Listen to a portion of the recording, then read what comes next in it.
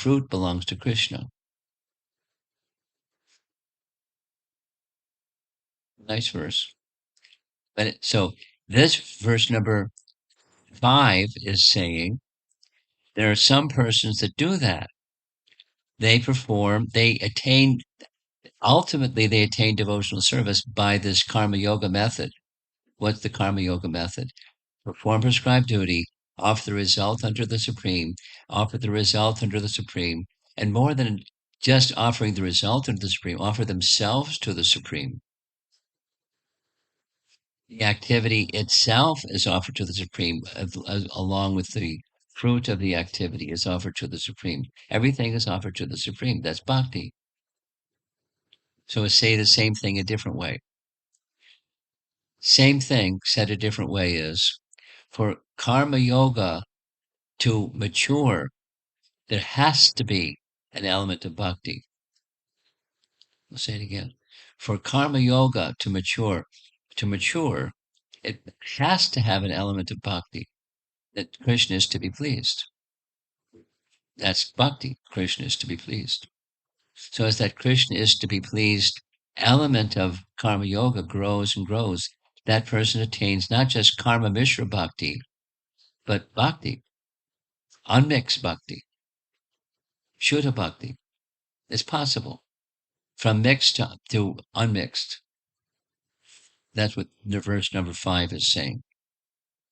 And the speaker, of course, is Lord Brahma. And he's honoring the topic. He started with verse number 1, describing the feature of Krishna standing before him. And it's really beautiful what he sees. And then he says, I can't understand you. What to speak of the happiness that you experience within yourself. I don't understand those things.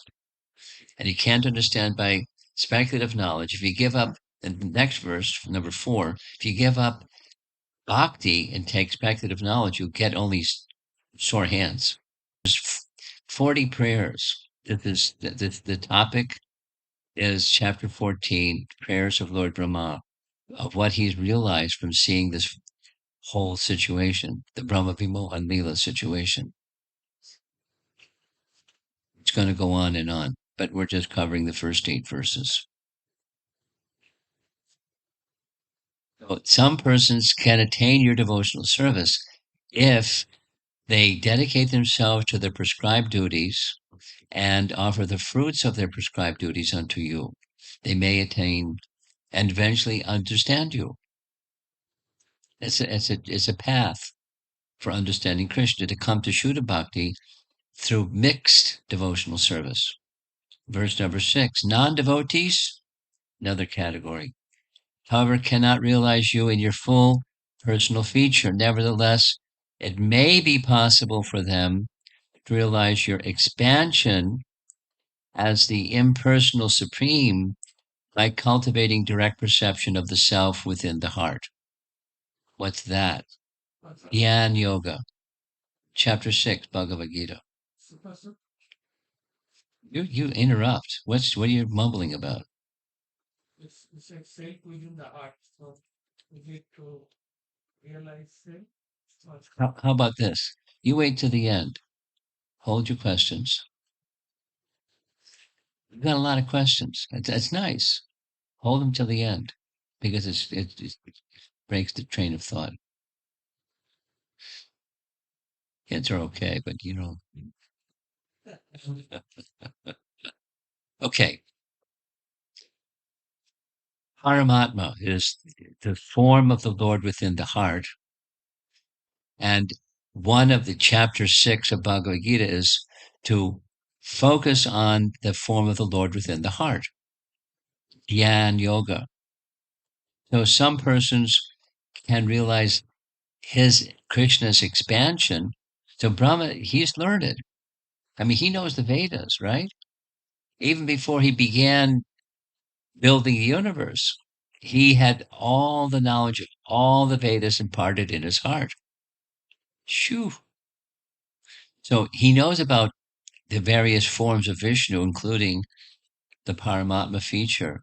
He knows all about Paramatma.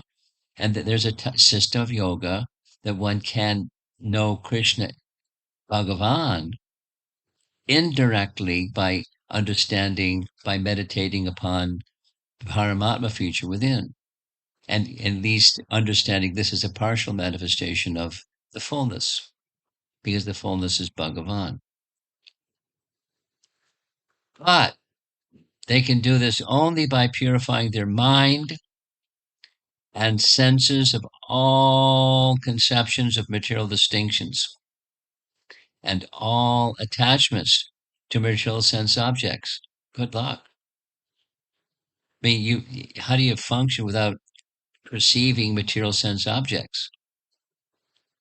Or you perceive them, but without attachment to them.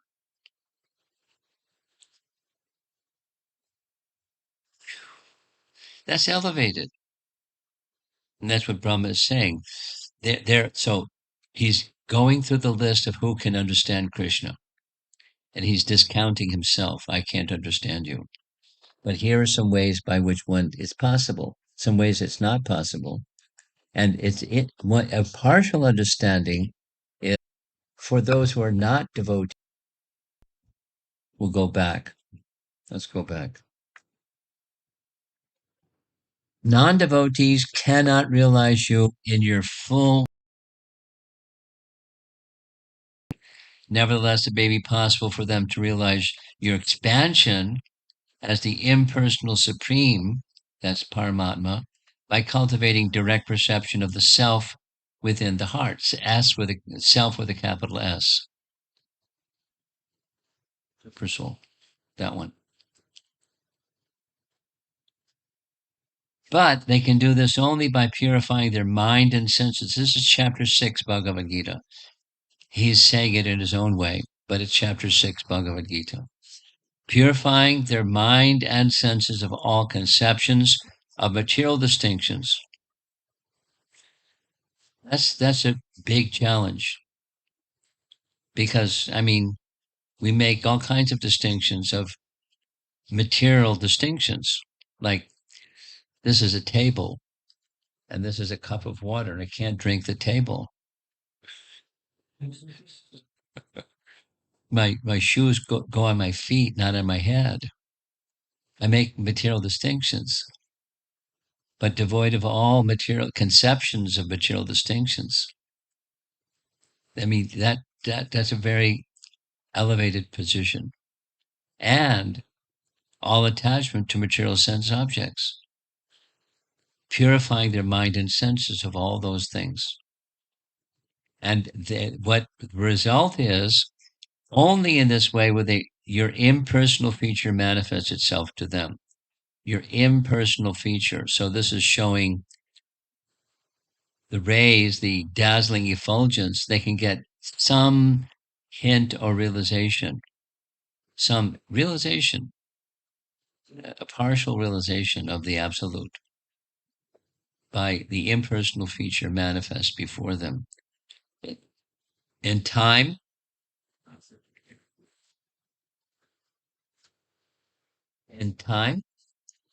learned philosophers or scientists might be able to count all the atoms of the earth. Not likely. The particles of snow. Maybe. Perhaps even the shining molecules radiating from the sun, the stars, and other luminaries. Not very likely. But among these learned men, who could possibly count the unlimited transcendental qualities possessed by you, the Supreme Personality of Godhead, who have descended onto the surface of the earth for the benefit of all living entities? Now he's saying a lot here. We'll just summarize. We'll go back. Verse number 2. In verse number 2, he said, you showed me what no one has ever seen before. You manifest all of the spiritual and material universes, and then you withdrew them all within yourself, and there's only one you. But all the Vishnu forms for each one of the coward, you manifest yourself as coward boys, and then all the Vishnu forms and then all the universe is coming and going from those Vishnu forms, and then you withdrew them all. The whole spiritual and material realm, it rests in you. You're this little boy. I can't understand you. And then he goes through these different ways of how one might and might not understand him, or a partial realization.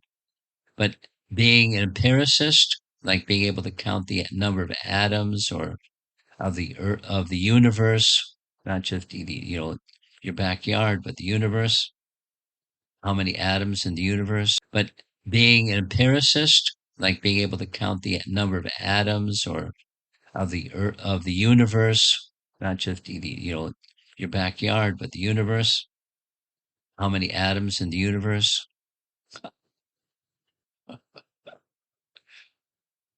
Who's even seen an atom?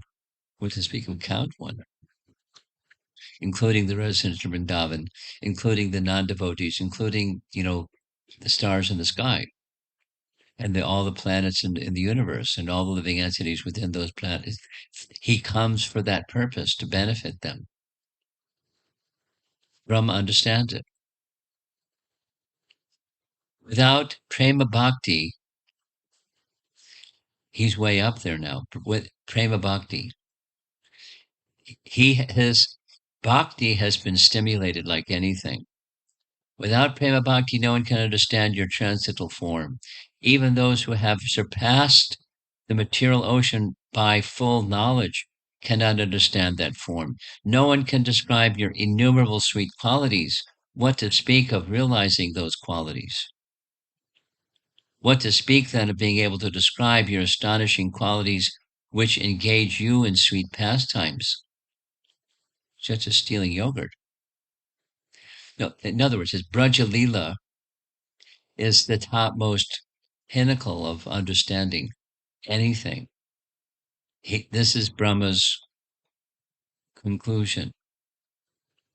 And it's preparing him to start yet another topic, because this is going on to, we're going to close this section with verse number 8. We're almost there.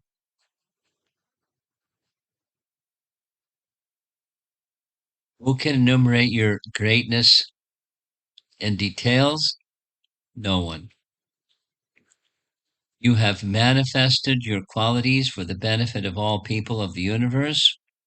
The Lord reveals qualities that are suitable and beneficial for a particular jiva. This is Sridhar Swami. How many varieties are there of living entities? Unlimited. And because the Lord reciprocates with those unlimited living entities, how many qualities does he have? Unlimited quality. And because the Lord reciprocates with those unlimited living entities, how many qualities does he have? Unlimited qualities. And suitable for each living entity, he exhibits different qualities. This is Sridhar Swami. The jivas are unlimited, their natures are unlimited, they are in unlimitedly different conditions. Therefore, in response to them, your qualities are unlimited. Very logical and very conclusive. Some of you like the Bhagavatam. I'm one that really likes the Bhagavatam. And there's a nice verse that is referred to repeatedly by Sridhar Swami. Who is Sridhar Swami? Really likes the Bhagavatam. And there's a nice verse that is referred to repeatedly by Sridhar Swami. Who is Sridhar Swami? He's one of the earliest commentators of the Srimad Bhagavatam. In one of the earliest commentators of the Srimad Bhagavatam that emphasized the message of the Bhagavatam is rasa.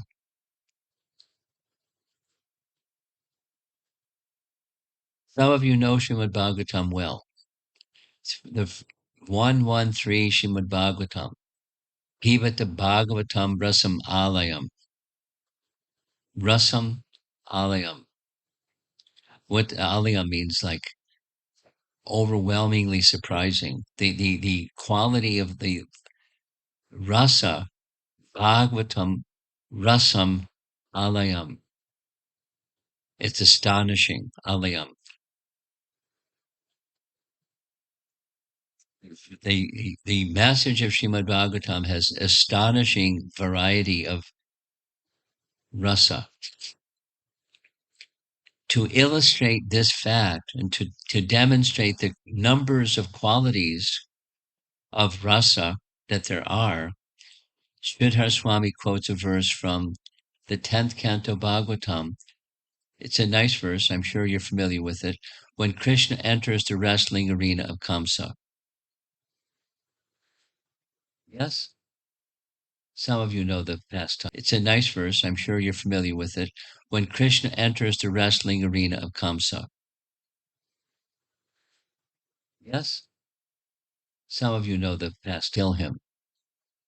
Akrura didn't laugh because he knows you can't kill Krishna. This poor fellow is inviting his death. So Akrura was given this Rolls Royce, like a super golden chariot, to go from Mathura to bring Krishna to go to Vraja to bring Krishna to Mathura. The gopis cursed him. You are taking Krishna from Vrindavan. You'll also have to suffer as we're suffering. And he had to suffer. But on his way to find Krishna, the pastime, he saw Krishna's footprints from the side of the chariot. He fell on the ground and rolled around in the dust of Vrindavan, rolling in the marks of Krishna's footprints in ecstasy. Finally got a control of himself, got back on the chariot and brought Krishna to Mathura. Many things happened between without the whole narrative. When Krishna came to Mathura,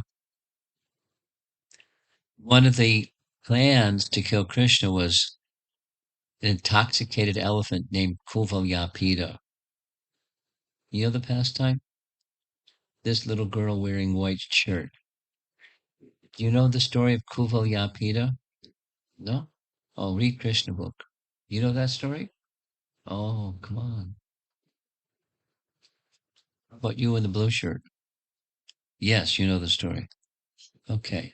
Your kids get together and read the Krishna book because it's nice.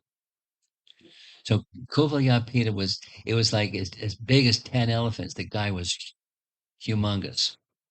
And they got him intoxicated and were poking him with this elephant, instruments to fire him up. And then when he saw Krishna, he went charging Krishna. So what did Krishna do? He went in between his two legs. Krishna was fast. The elephant wasn't as fast as Krishna. And then the elephant turned around and made another pass. And Krishna grabbed his trunk, pulled real hard on his trunk, and he fell to the ground, crashed. And then when he fell to the ground and crashed, Krishna broke off one of his tusks. Balaram broke off the other tusks, and they thrashed him to death with his elephant tusks. End of Kuvalyapita.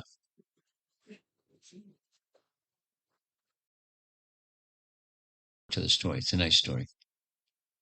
And then the part that was connected to the elephant had blood on the end. So Krishna's carrying one elephant tusk, Balaram's carrying the elephant tusk, and they're striding into the wrestling arena where these gigantic, powerful, trained professional wrestlers, Chandra and Mustika, were ready to pulverize these little 11-year-olds. Very muscle-bound guys. And this is the verse that Sridhar Swami likes. One of the verses of many. And he describes the rasa of Krishna entering the wrestling arena of Kamsa and how Kamsa saw of how the elders in the assembly saw, of how the young girls saw, of how the relatives and the royal family saw, and this one, that there are different rasas. There's 9 different rasas listed in that verse to match the 9 kinds of rasas that were accepted by Bhatrihari, who was the proponent of rasa at the time. Bhatrihari is the name of a person who was well-known author on drama and dance, both. And through dance and drama to portray and bring rasa, or experience of joy or different emotions to the audience through drama and through dance. So it was a thesis that Sridhar Swami picked up on, and that verse he refers to is displaying the various rasas that Krishna came to stimulate within the various audiences as he came into the wrestling arena. Kamsa saw him as personified, and the two wrestlers saw him as like a thunderbolt. And there's different descriptions and rasas that go with each of those experiences. So how many qualities does Krishna have? Unlimited. And how is by logic, because there's unlimited living entities, each of different dispositions, and Krishna stimulates the love of each one of them. So he has so many qualities. Who can count how many qualities? You can't count them. Nice. It's very nice. Within, now this is Vishwanath Chakravarti Thakur. He has several verses in a row. Within all that variety, Krishna, there is the supreme unlimitedness that is impossible to count. What to speak of unlimited places and time in their various planets. Therefore, a person who has given up all other types of spiritual practice and only does bhakti obtains you.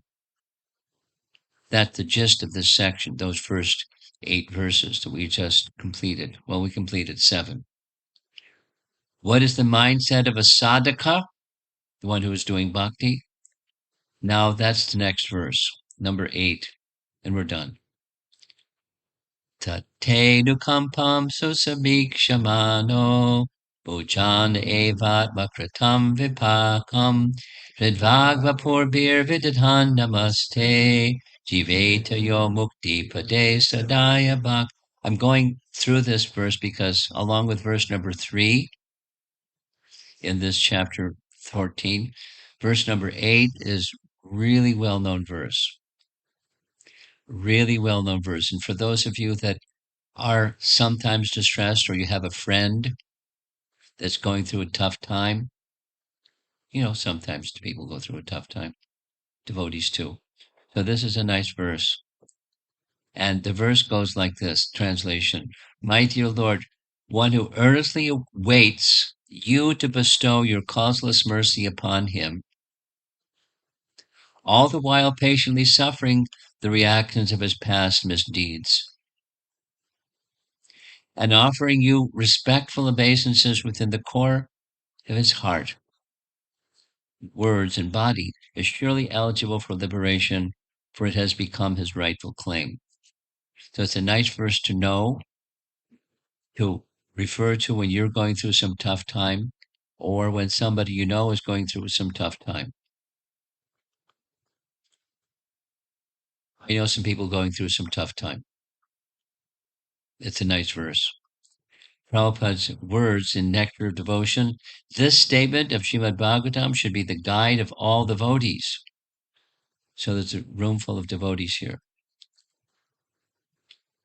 A devotee who is not perfectly freed from the resultant reactions should therefore continue to act in Krishna consciousness seriously, even though there may be so many impediments.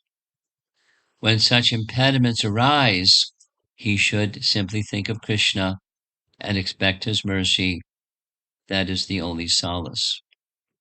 Nice? Very important. If the devotee passes his days in that spirit, it is certain that he is going to be promoted to the abode of the Lord.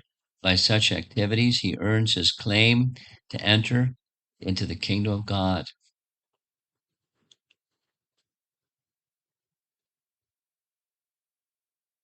You came right on cue.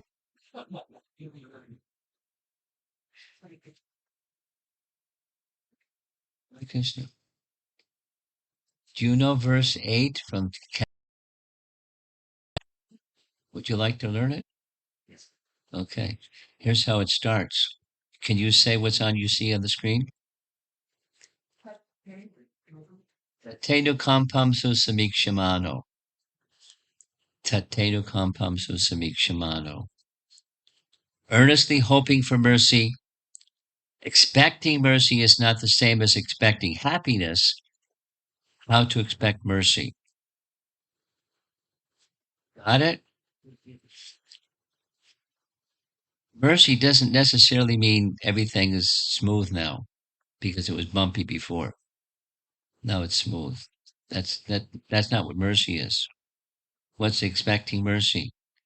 Bhujan evadma atma kritam vipakam, expecting mercy while enduring consequences of one's past karma and seeking to face it with a mood of devotional service to Guru and Krishna.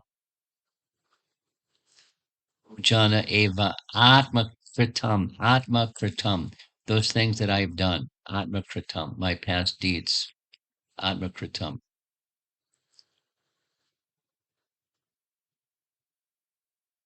Karma is atmakritam vipakam.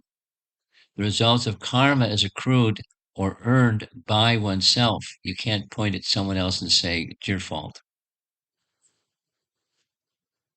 I mean, you can do that. People do that, blaming and shaming and fault finding and this thing and that thing. But if misfortune comes, you're the architect. It's a very important concept. I invite you to learn Bhagavad Gita, chapter 13, text 22. In Bhagavad Gita, Krishna says the same thing. It's not a new thing. We're the architects of our good fortune, ill fortune, earned by oneself. Atma kritam vipakam. While expecting your compassion, what's that mean?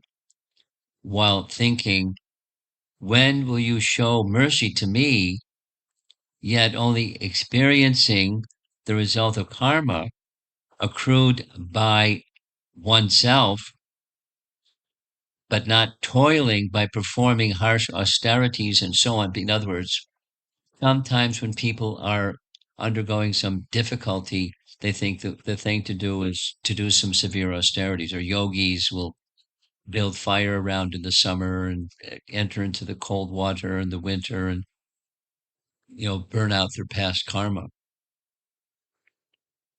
Sorry, Charlie, that's not how it works. But don't take that path. If you don't take that path, what do you do? The sense is those results must be. Sorry, Charlie, that's not how it works.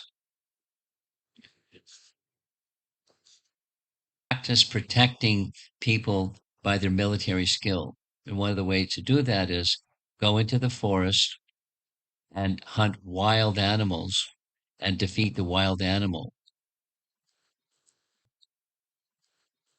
just fearlessly. So he was doing that. He was in the forest. And suddenly, completely out of character, he became overwhelmed with thirst. It's completely out of, he's like, he doesn't get thirsty. He fasted for 7 days and 7 nights with no food and no water. He's like, he knows how to control himself. Then he became overwhelmed with thirst. He saw a cottage in the distance, so he came to the cottage in the forest and went inside, and there was a sage in meditation. He's a Kshatriya. He knows what sages in meditation mean. As a Brahmana, he's completely absorbed in trance and didn't receive him. He didn't say, Hari Bol, King, how's it going? Can I give you a nice glass of water? Can I give you a place to sit? Here's some nice words. He didn't do any of that hospitality thing. So then another out of character thing, the king became angry. Really? He became angry. So angry that when he had walked into the cottage, he saw a dead snake just outside the doorway. He went back outside, put the dead snake on the edge of his sword, and draped the dead snake around the sage. This is a suitable garland for you. You don't know how to receive a guest, and huffed off. Completely out of character. Meaning it was super soul inspired him to do what he did. And then you know what happened? What happened was the son of the sage's name is Shamakrishi. The son's name was Shringi. The Shringi was off at school, and he heard through the grapevine, the king came to your father's hermitage and insulted him. He put a dead snake on your in samadhi meditation father. So the little boy got really ticked off. And then he did what he shouldn't have done because he knew some mantras. He uttered some mantras that then gave a curse to the king. You're going to die in 7 days with the bite of a snake bird. Then he went back to his home and crying, sat in his father's lap, told his father what he did. And his father thought, oh my God, my uncontrolled son. I have to tell the king he's going to die in 7 days. So he went personally and informed the king. My son did like this. And what did Maharaj Parikshit do? So be it. I've offended a Brahmana in a very bad way. I deserve severe punishment. Death is just, I accept it. So he gave up his kingdom. He turned his kingdom over to his eldest son. He went off to the Ganges, prepared to fast until death. And lo and behold, Shukadeva Goswami came, narrated Srimad Bhagavatam, and there's the king at the end of the 7 days. Over in the center of the painting as the snake bird came and bit him. And as soon as the venomous serpent bit him, his body burst into flames. He accepted his own his own misfortune that he created. But it looked like misfortune, but he went back to Godhead because his by hearing Srimad Bhagavatam for 7 days from Shukadeva Goswami, his mind was fixed. Before the snake bird came, he said, it's one of the final verses of the 12th canto, I'm ready.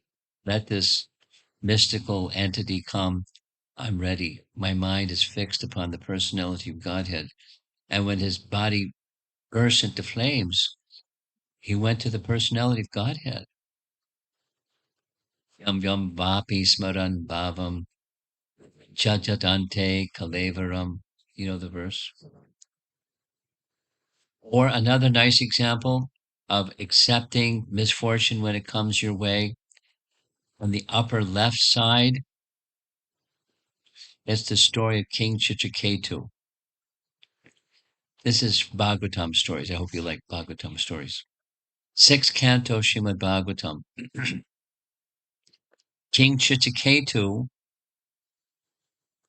was a virtuous king. He was a devotee of Vishnu.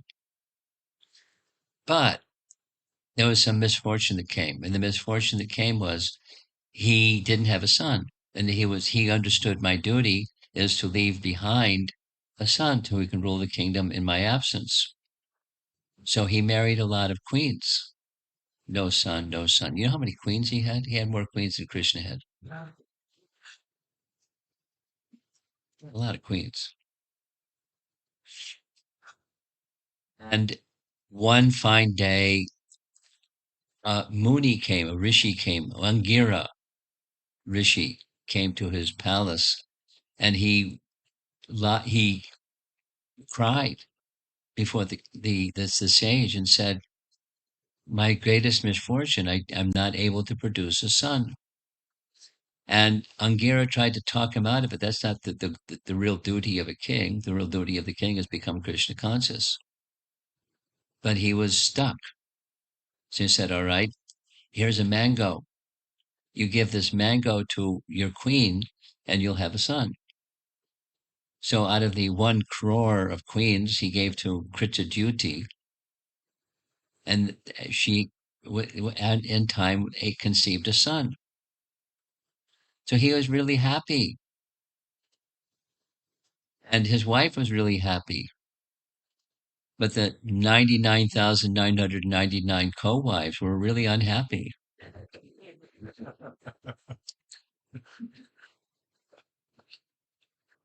because he gave all attention to the queen and to his son and not to them. So you know what they did? They poisoned the son. In the dead of night, they fed him poison and he died. So when the king came in the morning to receive his son, he found him dead.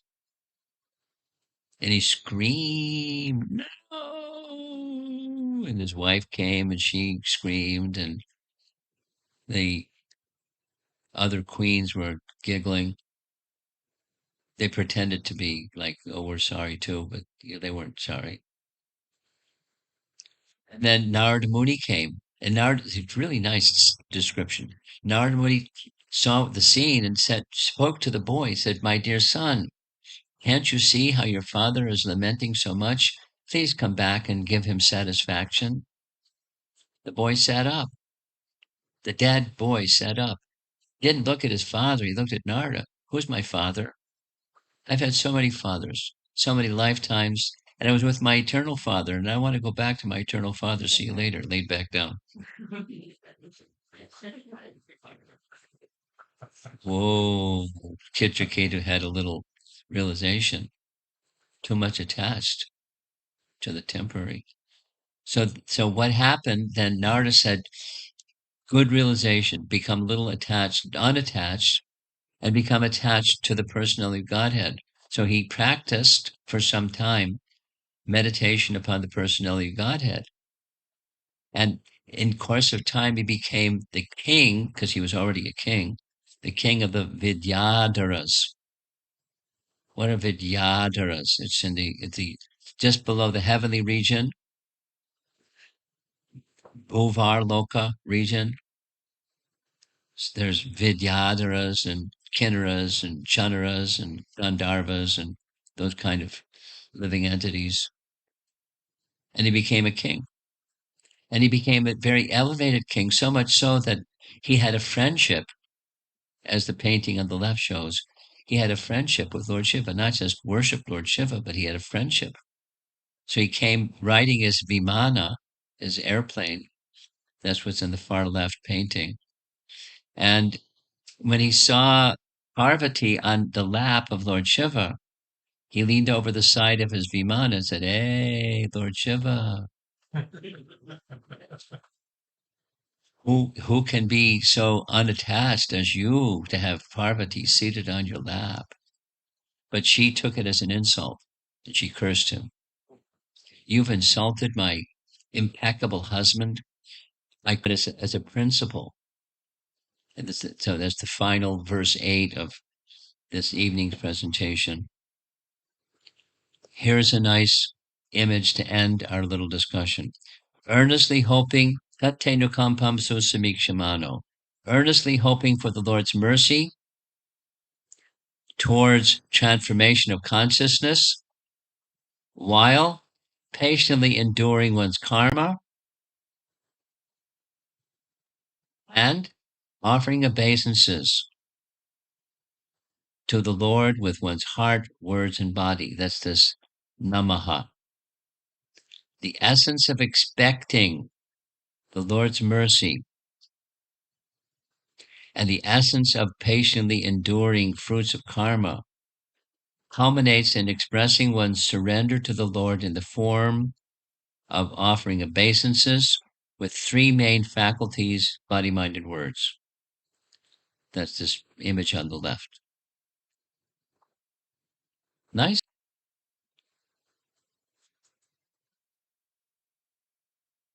What's going on? How come why, what wrong have I done? And I'm suffering. Have you met people like that? I meet people like that all the time. Become a sannyasi and you'll meet people like that all the time. It's like a lightning rod and, electricity. People come and say, boo hoo. I'm telling you, it happens.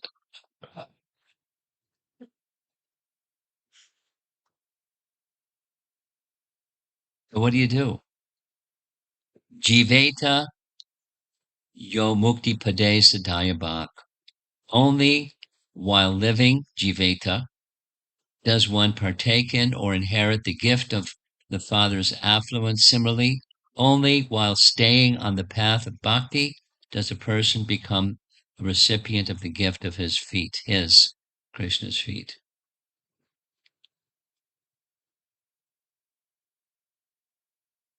Being alive means alive in devotional service, not just breathing under the guidance of a spiritual master. So that's our lesson.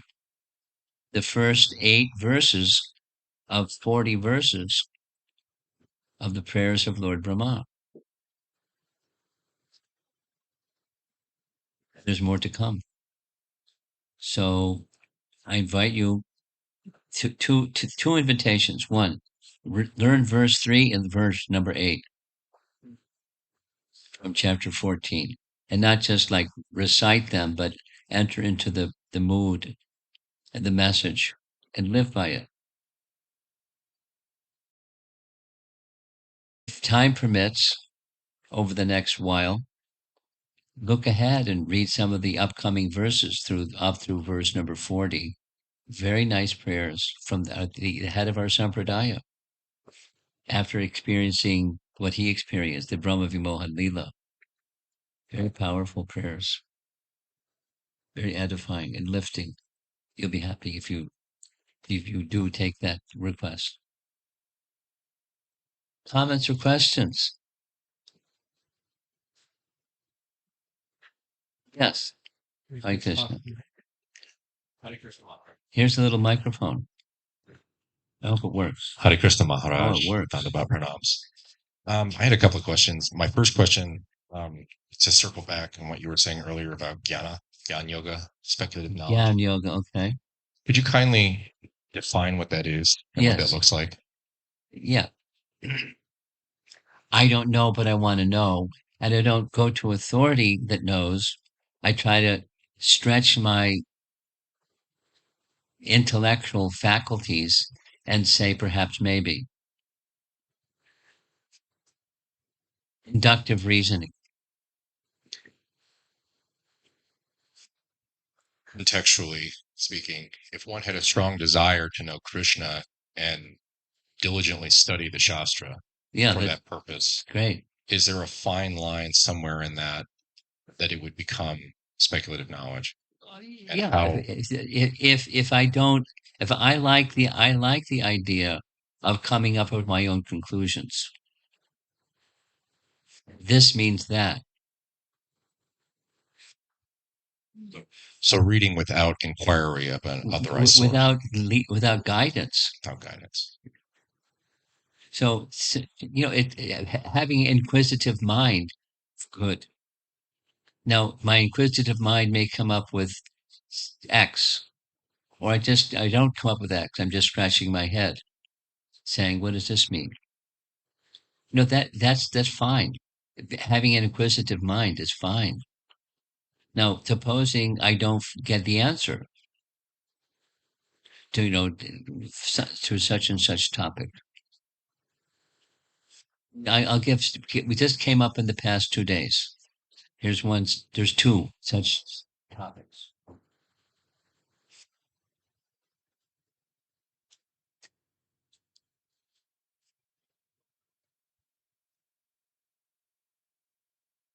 One is in relation to Brahma Vimohan Lila.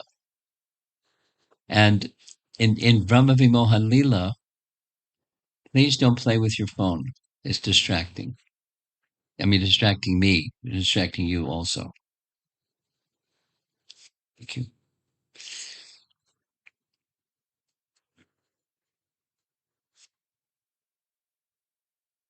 When, for 1 year, Krishna was separate from his cowherd boyfriends. He was acting as if he was the cowherd boys. But so the question was, a nice devotee asked this question. Was Krishna feeling separation from those cowherd boys? Because we heard the cowherd boys weren't feeling separation from him because of Yogamaya. State of consciousness where they weren't experiencing passage of time even. They're under the whammy of Yogamaya. And then 1 year later, they sat down with Krishna, and it was as if only a moment had passed, and Krishna's still there with this lump of yogurt and rice in his hand. And they said, "Go, Krishna, you're so attached. Please have your lunch, and everything will be all right." Like nothing happened. So they weren't feeling separation from Krishna. What about, was Krishna feeling separation from them? That was the question. That, one can speculate and say perhaps maybe, and there's this possibility, that possibility. So we did some research, and I asked a few people actually, and a very nice reference came from Vishwanath Chakravarti Thakur. The reference from Vishwanath Chakravarti Thakur said that two things. Krishna kept Balaram under the influence of Yogamaya for that full 1 year, because Krishna didn't want Balaram to feel separation from his friends. Sudama, Sridham, and all the other cowherd boyfriends. He didn't want Balaram to experience that. So he covered Balaram with his Yogamaya. And then this is Vishwanath Chakravarti Thakur. And then he went on to say that Krishna himself didn't experience separation from the cowherd boys, because Krishna had an expanded form of himself, was the one who went looking for the calves. Krishna himself didn't experience separation from the cowherd boys, because Krishna had an expanded form of himself, was the one who went looking for the calves. So Krishna was looking for the calves, and the cowherd boys that were missing. And so Krishna wasn't experiencing that separation, because Krishna was off performing. Executed moving forward for Bhagavan realization beyond that. I invite you to look carefully at the first 3 chapters of Canto 2. And it goes through the sequence. The chapter 1 is universal, and the karma yoga with some mixture of bhakti may become unmixed bhakti. As the bhakti element becomes more pronounced, and the detachment from the fruits of your work becomes inconsequential, because everything there's a person. And that, it's logic. You can everything there's a person. And that, it's logic. You can use logic, but then there's the authority that supports the logic. Intellectual, maybe notional. It's nice. It's nice. It sounds nice, but not really something that I feel and live by. And gradually, through purification, by hearing and chanting, then it becomes experiential. And then the full dedication. I'm just little because you're asking, real realization starts to happen. Until then, it's practice, sadhana, bhakti gradually may gradually become bhava bhakti, then bhava or rati. And that comes only when there's attachment to the object of bhakti. The heart of bhakti is the person. And then even the Jiva Goswami goes on, even when that attachment is there, it may take some time because Krishna it's not quick. It's gradual and it's a relationship. Relationships aren't quick. Real substantial relationships aren't quickly formed and quickly broken. It's safe to make a correlation, then Maharaj, between what you just said and maybe the process of pursuing what you've just expressed through what was said about expecting mercy, or rather at asking for mercy versus in trying to find happiness. And then once you realize the mercy that you have while living through your karma, obstacles and misfortune may be mercy. Now, it may not feel like mercy, but it may be, the opportunity to take deeper shelter and cry out with greater feeling for the object. And without that, someone stepping on your toe, you're not going to say, ouch. You're not going to call out. So the discomfort may be the form of mercy that is called for in this situation or that situation. Maybe not. Maybe it's something else. Maybe it's, buckets of honey fall on your head or something. It's most inspiring. Thank you very much. Okay. Maharaj.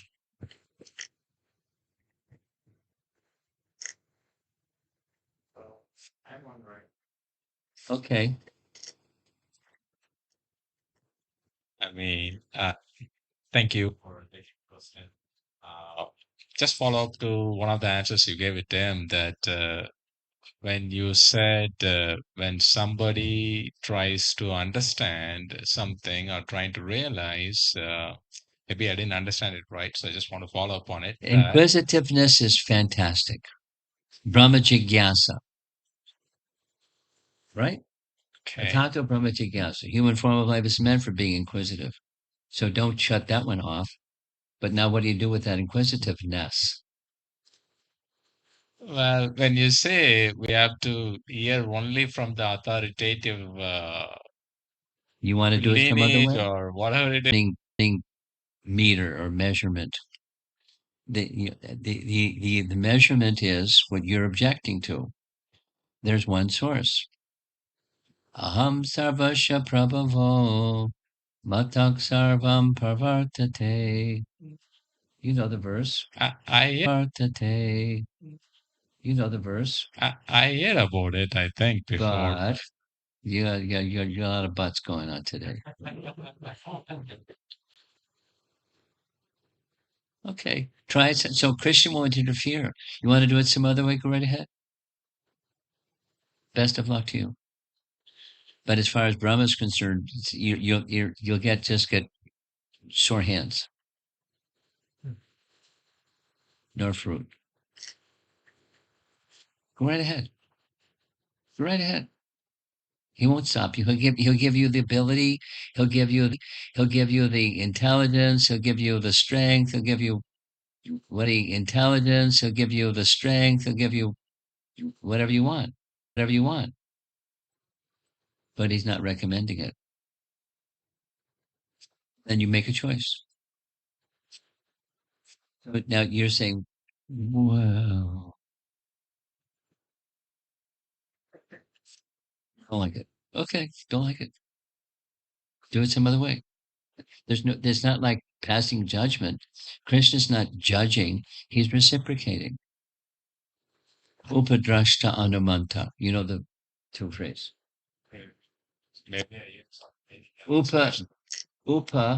Drashta means to see, overseeing. Upadrashta. And anumanta means to permit. Those are two functions of super soul. He oversees, he sees what's going on. And then this one wants this, and that one wants that, the other one wants the other thing. He permits. Just like his question over here, bad stuff also comes from the same source as good stuff. And Krishna is the source of everything. Okay, thank you. But that was follow up to some of the explanation you gave to him. But my question, what I was originally, as you were explaining certain things, what was if I heard you right, and if I try to understand, or if I had any knowledge to understand it, what my doubt was that I thought, I mean, I also believe that Krishna is emanating in every form. Okay, fantastic. Well, okay, if you understood my question, sure. Please help me understand the answer. There's an impersonal teaching, yatamat tatopat. You've heard that phrase. There's many purposes. There's many ways. So you can take that path, and any path you want is okay because right. Maybe should I maybe explicitly say my question? But you did. I don't know. You're objecting to it's got to be like this because Krishna said it's got to be like this. When there's another fellow over here, maybe you're one of the other fellows that. Wait a minute, I'm getting this realization from Krishna that's different than that guy's realization from Krishna, and why I can't have my realization from Krishna. What's wrong? Interrupter. Maybe can I post my question? Yeah, you did. So when what I emanates in every form, which means Wait a minute, Krishna only emanates in every form. What does that mean? like I thought everybody say it's and everywhere in the Vrindavan when they were all taken away, he kind of mimicked like him, like them. Nobody knew they were missing for a year. During that explanation, I thought when you were explaining, again, this is my interpretation. I'm not saying that's what you said, Okay. but I tried to understand. So question came to my mind that if everybody, I don't even know how to ask it properly. So please excuse me. Envious. Because, sorry, what? Kamsa is envious. Kamsa is envious. I want to be number one. Oh, I want to be number one. And you're telling me that fellow over there is number one? I'm going to bump him off. but he also came from Krishna. Means like, That's why is okay. such a conflict? That's okay. So where do you get the ability to think like that? From Krishna. Where do demons get their ability to be demons? From Krishna. I have no idea, actually. Then That's the what I'm answer, you asking. do. You've answered it. Everything comes from Krishna, including demons. So why difficult will do, right? Yeah, sure, it should be, but that people misuse their free will. Okay, I think we better give the microphone to somebody else. We're going around in circles. Thank you. Okay. Guru Maharaj, like in Chitraketu's Maharaj story, like he really wanted a son, and He sure did. and he got it, but it was meant to be and not meant to be. But I was just like wondering, at least there are certain times, some things which I really wanted, maybe it is not meant to be or meant to be. How do we know like it's meant to be or not meant to be? Or like there's certain standards. One is Guru Sadhu Shastra, but then there's some things that may not be so evident within Shastra or Guru Sadhu. So if something comes of its own accord without undue, harsh, strident endeavor, then it's fine. And if you make a reasonable effort and it doesn't happen, then that's fine. but still that attachment. But that's another point. Mhm. Your question was, how do we know? Yeah, but after the follow up is like I have still that I know it's not coming. I put an effort and it doesn't come, but I have that attachment towards that or liking towards that thing I wanted. Okay, that's just you're repeating yourself, and that's not what your first question was. If it doesn't come and it doesn't come and I'm still maintaining attachment, that tells you something. I'm attached to something that may not be what Krishna wants. Now back to the first question. How do I know if it's something that Krishna is sanctioning? It just comes, within reasonable effort, without over endeavor.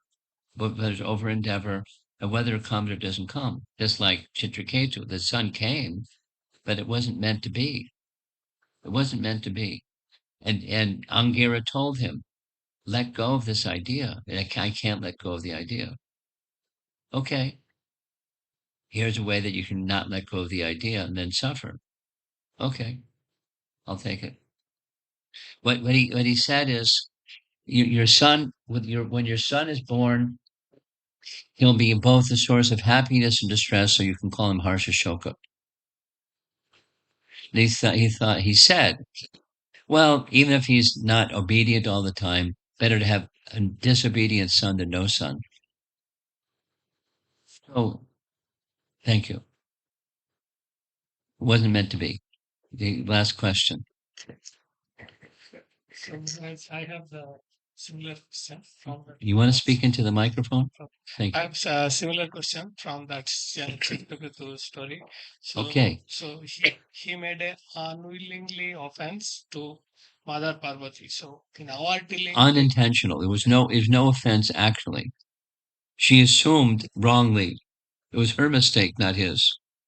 but in our dealing, we do so many mistakes, and we are not aware of. So how to get rid of this? What is the solution for us? That's a separate question. So Has nothing to do with Chichiketu. okay. Just here. I'll take the microphone.